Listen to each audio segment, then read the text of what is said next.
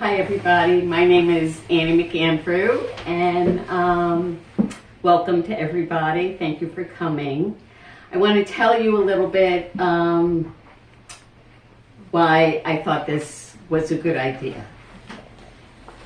In January of this year, Lindsay Clancy asked her husband to go out and run some errands. When he came back, he found her outside their Duxbury, Massachusetts home. She was on the ground bleeding. She had thrown herself out of the second-story window. I tried to kill myself, Patrick. Immediately, he grew concerned and said, "Where are the children?" She said, "In the basement." He ran to the basement, and he found his two oldest children strangled to death with exercise bands. The third, an 8-month-old infant, was clinging to life, died at the hospital. Lindsay Clancy, between October and January, had been diagnosed with over a dozen medications. Antidepressants, medication for psychosis, and drugs for insomnia. She'd been caught in the crossfire of a medical world that is overworked, non-communicative, and just too busy.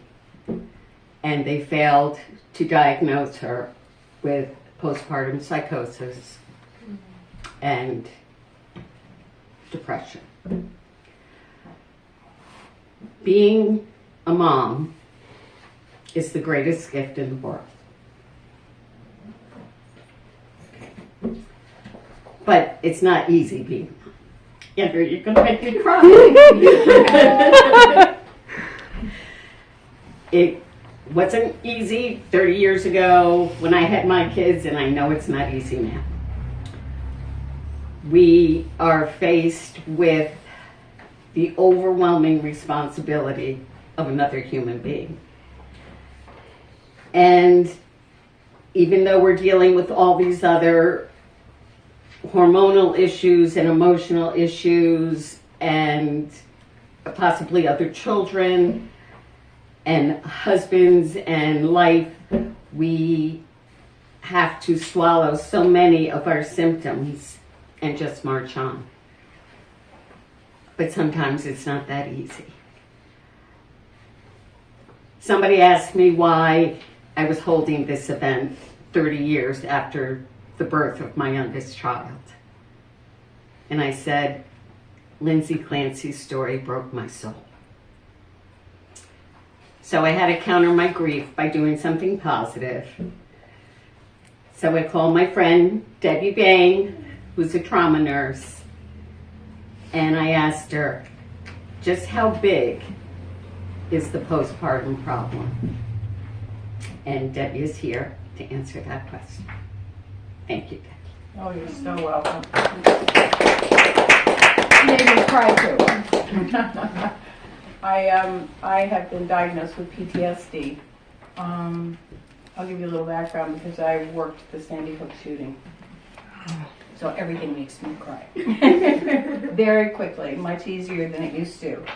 I have 40 years of experience in medicine. I started on the ambulance squad in 1979 here in Kent. I was one of the first 2 women that were on the ambulance, and I was a firefighter. And then I decided, because I loved being an EMT and trauma medicine so much, I went back to college for the second time in my 30s and got my Bachelor of Science in Nursing. And in the emergency room, obviously you see everything. But I saw a huge amount of this. Women that really were struggling with the day-to-day. I mean, women struggle with the day-to-day irregardless of being pregnant and with postpartum depression and sometimes, in this case, postpartum psychosis. And I always think it's so important for women to support women. Mm-hmm. And in a really real way to just be supportive and understanding, because we have the really